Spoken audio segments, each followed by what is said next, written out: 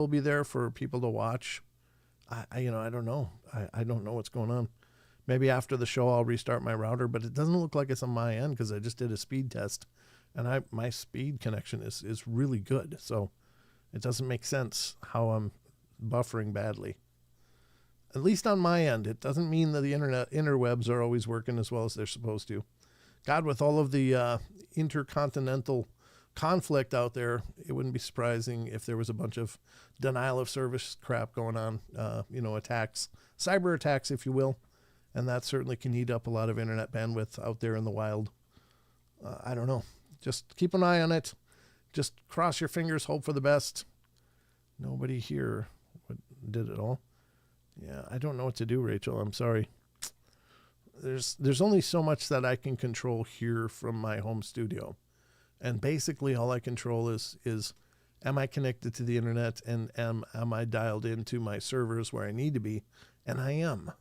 So after that, I'm at the mercy of the interwebs as much as anyone. So it's frustrating, though. I don't like that. I pay a lot of money to have the best connections possible, and I don't like to know that. But let's continue the article. If it's unwatchable, just go watch something else and maybe come back and watch the replay of this. I don't know. There's only so much you can do. And I know it's no fun to look at a wheel spinning on the screen. It's like, I got better things to do. I get it, so don't worry. I won't be hurt feelings if you can't hang around. I'm still here. Let's go, says Stoney. Amen, brother. It's smooth, says Batman. All right, well, let's keep going. If it all goes to plan, it'll take off February 6th with the crew of 4 astronauts who will become the first humans to orbit the moon since the Apollo 17 mission all the way back in 1972. The astronauts flying on the mission will be NASA's Reed Wiseman, Victor Glover, and Christina Koch, as well as Jeremy Hansen of the Canadian Space Agency. We're moving closer to Artemis 2 with rollout just around the corner, said Lori Glaze, acting... it sounds like the chief donut inspector. Sorry, Lori Glaze, I'm an idiot. Acting Associate Administrator for NASA's Exploration Systems Development Mission Directorate. We have important steps remaining in our path to launch, and crew safety will remain our top priority at every turn as we near humanity's return to the moon. Artemis 2 won't actually land on the moon. That will instead be the goal of Artemis 3. And that's not to say that it'll be a quick flight, however, as the journey around the moon and back will take a full 10 days to complete. Fingers crossed that we won't have to wait too long for a viable launch window. Well, there you go. So we're going back to the moon. At least we're going to do a loop and then come back. And then, well, I say we like I'm part of it, but you know what I mean. It's humanity. We all get to jump onto that boat. That's okay. So that's the first article. Let's go to the next article and check this out. This one's coming from the World of the Bizarre from unexplained-mystery.com. This is man charged with stealing 100 human skeletons in Pennsylvania. Wow. He's really into his Halloween. That's creepy as hell. Let's see what this says. The man is thought to have been responsible for a lengthy spate of grave thefts from a historical burial ground. The bizarre and grim case, which had left police investigators scratching their heads, was finally solved last week when a perpetrator was caught red-handed with a crowbar and a burlap bag. Yeah, that's a bad look. That's a bad look. What do you need that crowbar for?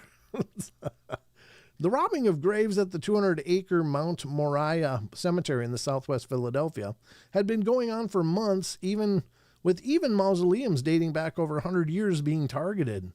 When officers caught the culprit, they discovered skeletal remains in his car, and a search of his home revealed that he'd taken over 100 human skulls and various other body parts. Oh, you douchebag. What a horrible thing. Some of the remains in his possession were over 200 years old. Wow. Man, just leave them rest. They earned it. According to Delaware County District Attorney Tanner Rouse, the thefts had all been undertaken under the cover of darkness and away from the view of the public. This guy did everything in his power to secretly and silently grave rob, he said. Mount Moriah did everything they could to stop him from doing it, but as you can imagine, the cemetery that size, it is very difficult. The culprit ended up being charged with 574 counts of grave robbing, as well as a number of other crimes, including trespassing, burglary, and desecrating a public monument. The cemetery itself is thought to contain over 200,000 remains. Detectives walked into a horror movie come to life, said Rouse. Well, that was sourced from Sky News. That's crazy as hell. Why? Think he was farming like gold and stuff, like, jewelry and things people were buried with? Or do you think he was, I don't know, trying to gather actual human remains to sell or just be extra creepy with? I don't know. That's just freaking sad. That's disturbing. That is very disturbing. I don't know what to make of that. That's a whole special kind of broken and not a good kind. All right, we're going to dive into the UFO phenomena files on unexplained-mysteries.com at this point. So let's do this. This is the last article for tonight. Here we go. UFO phenomena. German UFO Center received record number of sighting reports last year. This is like the 8th or 9th time I've heard reference about how many extra reports are going on for people sighting things in the sky. And it doesn't necessarily mean there's more of it. It might be more of it, but it just might be that there's more people looking now than ever before. Because I think a lot of people kind of bought into the public line, like, a bunch of crackpots think they see stuff in the sky, whatever, what's on TV or, whatever. They're just weren't buying into it. But now I think the discussions are more common and people are paying attention. Well, what are they seeing? Could we see something? Let's go look. And so maybe that's part of why there are more reports coming in than ever before. But very interesting. Let's see what it says. The UFO phenomena is not just prevalent in the U.S. People across Europe have also reported their own close encounters. Of course, I don't think any of us have ever claimed or felt this was an American issue. I think it's worldwide. Known as the Central Research Network for Extraordinary Sky Phenomena, or CNAP, how did that? Central Research, which is CRN Network, for Extraordinary ESP, Extraordinary Sky Phenomena, or CNAP. Oh, because it's German. Okay, so maybe the German words for that make CNAP make a lot more sense. Germany's answer to MUFON and other UFO reporting centers has seen more than its typical share of UFO sightings over the last 12 months. Based in a town south of Frankfurt, the organization is the first port of call for any members of the public who happen to see something unusual in the sky that they can't explain. According to its director, Hans-Jürgen Kohler, I'm not sure how to pronounce that, Kohler, I suppose. The center received 1,348 sighting reports in 2025, covering not just Germany itself, but also parts of Austria and Switzerland as well. The tally marks a consistent rise in sightings year on year since 2019. As for the reports themselves, however, Kohler maintains that most, if not all, of the objects reported to the center over the last 12 months do have conventional explanations. Well, most, if not all. I don't know if you can say all, right? Bright planets such as Venus and Jupiter are frequently mistaken for something anomalous, he argues. Meteors burning up in the atmosphere and even the star Sirius are also common culprits. But that said, it only takes one genuinely anomalous sighting to challenge those explanations and to remind researchers that not every report can be so easily dismissed. Exactly. And I think that's the big takeaway. Can they all be wrong? Everybody that's had a sighting, can they all be wrong? I don't think so. I think there's probability that at least some of the reports are coming in are very much anomalous and unexplainable and don't measure up to known phenomena. That's just my take, though. But as usual, come to your own conclusions. I'm not saying you should believe what I believe. Believe what you want. I want to read about this one too, because this one's kind of important and it's timely. So I guess I'll do one more. And it's because this is an iconic figure that we just lost recently in the ufology and strange phenomena portals of information. And that is Archaeology and History Files, Chariots of the Gods. Author Eric von Daniken has died at the age of 90. This guy was and will remain to be one of the most enigmatic and pivotal figures in some of these old stories of like the Anunnaki and such. I think, he did some incredible work, and what he put out there is absolutely mind-numbing and breathtaking. So I'm not saying it's for sure true, but it's definitely one take of history. Best-selling Swiss author who was one of the architects of the ancient aliens concept has sadly passed away. Von Daniken originally rose to fame in '68 following the publishing of his most celebrated work, Chariots of the Gods, a book detailing the idea that ancient civilizations such as the Egyptians and the Sumerians were gifted advanced technologies from extraterrestrial visitors thousands of years ago. It was this, he argued, that enabled them to build ancient wonders such as the pyramids. His book's successes brought with it renewed interest in the ancient world, the possibilities of extraterrestrial intelligence, and the unexplained in general. Even so, he did have his critics, with some arguing that von Daniken's work was more akin to pseudo-history, pseudo-archaeology, and pseudo-science. Nonetheless, he went on to publish a whole string of books and traveled the world, visiting many of the locations that were the topic of his ancient astronaut theories. Interest in his work waned around the 60s, or the 80s rather, but his theories continued to influence popular culture for decades, appearing in TV shows such as Ancient Aliens, which ran for 277 episodes. Even the X-Files picked up on some of the themes that he had first introduced. His theories about ancient visitors from space were also the topic of some lengthy debates right here on our own discussion forum more than 20 years ago. Wow, I didn't realize Unexplained Mysteries has been around that long, but that's amazing. Thank God, here's for 20 more years, Unexplained Mysteries. Love ya. Von Daniken sadly died at a hospital in central Switzerland this week at the age of 90. Wow, there you go. Thank you, Ben. Appreciate it. Ben from Oz, 1975, $1.99, giving us a white unicorn with rainbow hair. I think everybody loves unicorns, so we're good. Thank you, man. I appreciate that a lot. So there you go. Von Daniken passed away. That's certainly a tragedy.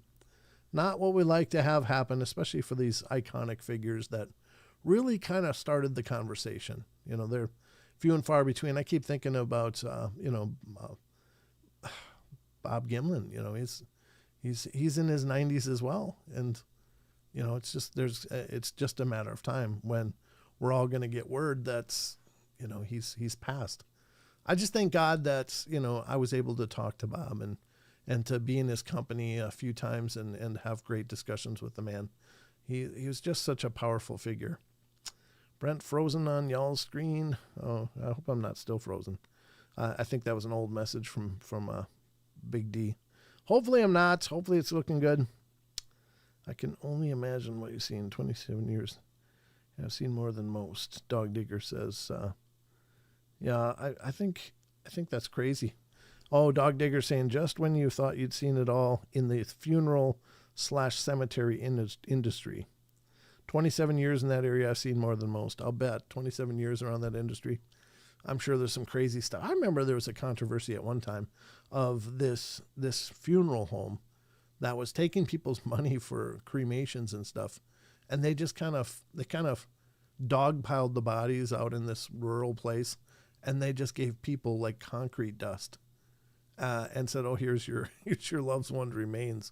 And I'm chuckling, but it's not funny. It's actually twisted and sick and gross that they would do that, because there's people with these urns full of concrete dust and they think that's grandpa. It's like, oh no, that's just not right. That's not right on so many levels. It's just a sick, twisted thing. Very crazy. But there you go. This has been a presentation of the Paranormal Portal News. We're going to get back to the rest of the show now, so buckle up. Here we go.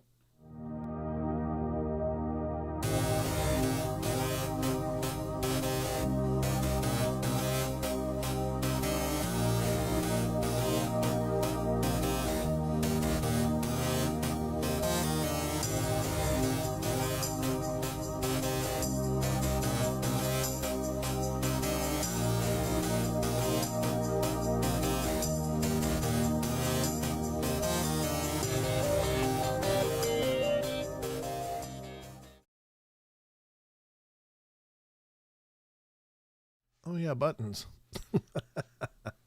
Elkin Brent. What's Elkin? I don't know what Elkin means, but Dog Digger says Elkin Brent. Okay. I don't know what that is for sure, but crazy.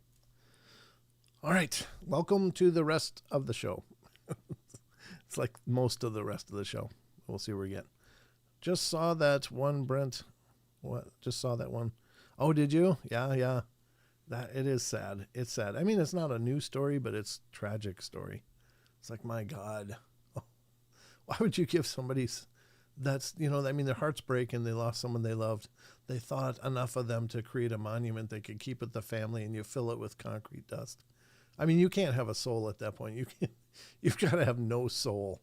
If that seems like a good idea to you, it's like, I got a great idea. How about we don't do anything with the bodies and just let them rot, and we'll just bag up some concrete dust. Oh, you sick, twisted bastards. Oh, I think there's got to be a special hell for those kind of people. At least I hope there is. I hope there's something just poetic as hell for them. I don't know what that would be, but it's not my job description to figure out the punishment. All right, so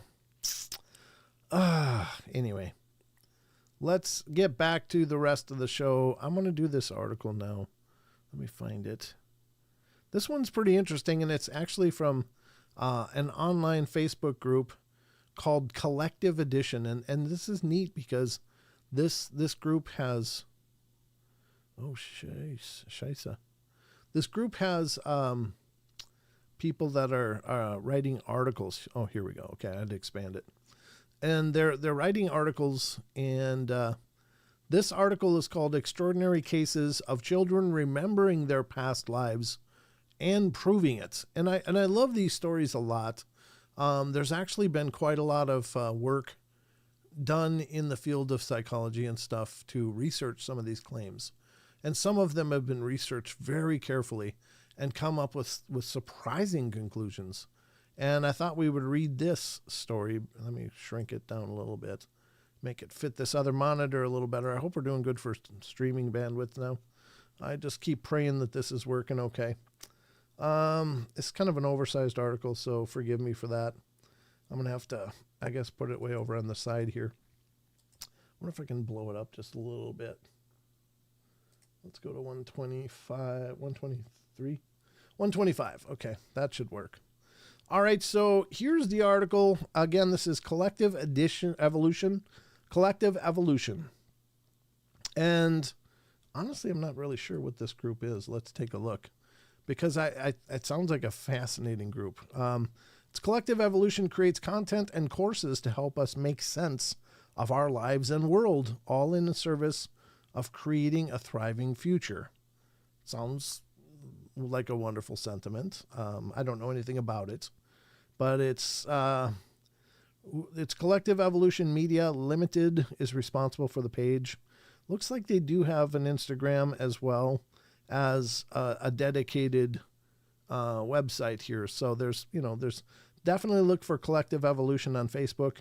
Get involved in their groups and see what you think. All right. Yeah, I don't know about all that.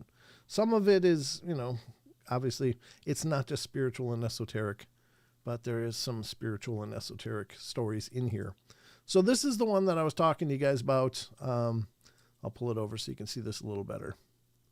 And this is extraordinary cases of children remembering their past lives and proving it. I love these stories again because they really anchor the idea that reincarnation could very well be a real thing.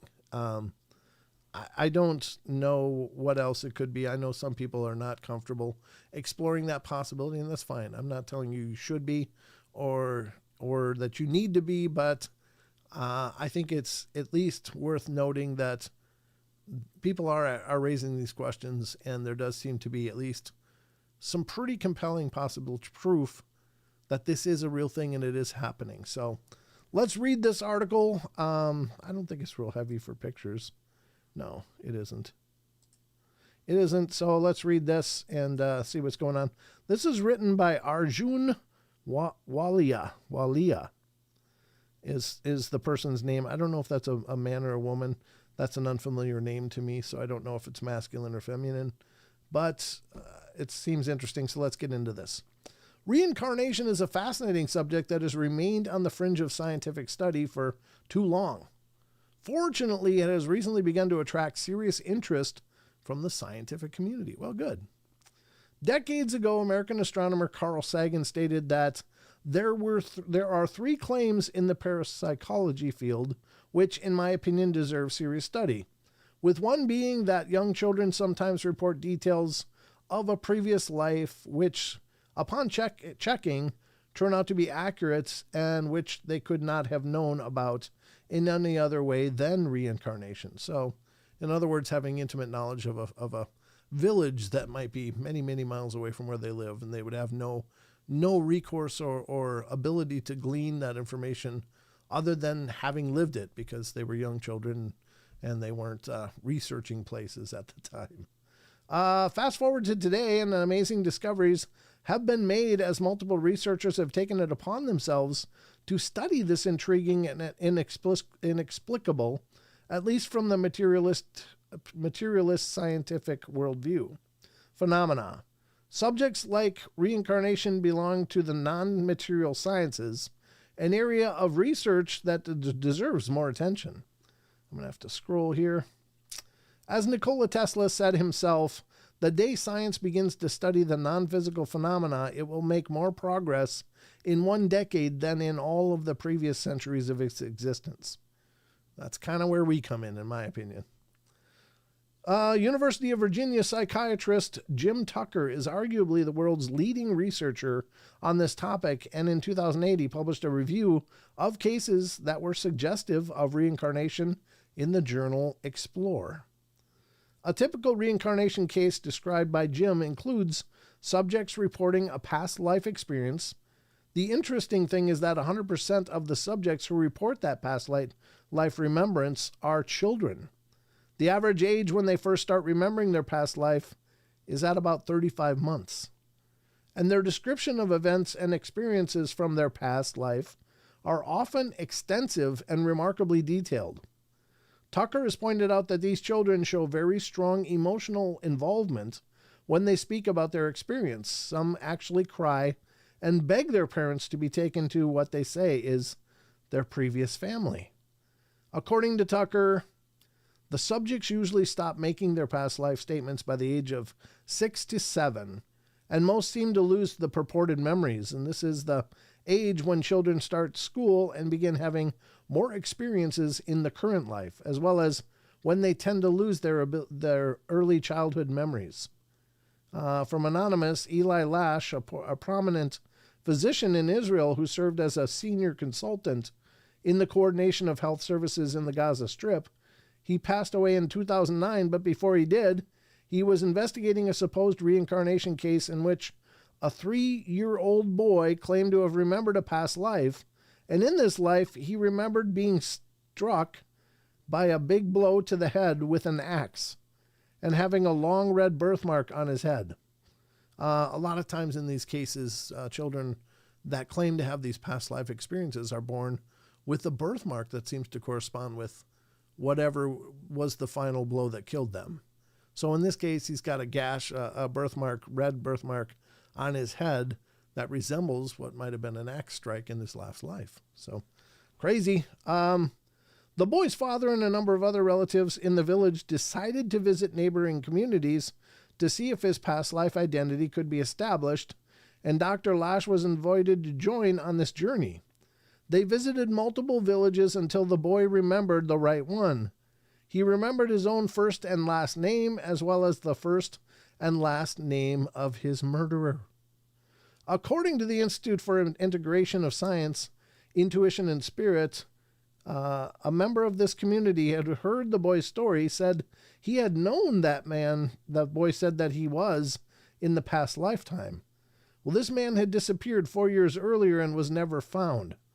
It was assumed that this person must have come to some misfortune, as it was known that individuals were killed or taken prisoner in the border areas between Israel and Syria for being suspected of being spies. The group went through the village, and at one point, The boy pointed out his past life house. Curious bystanders gathered around, and suddenly the boy walked up to a man and called him by name.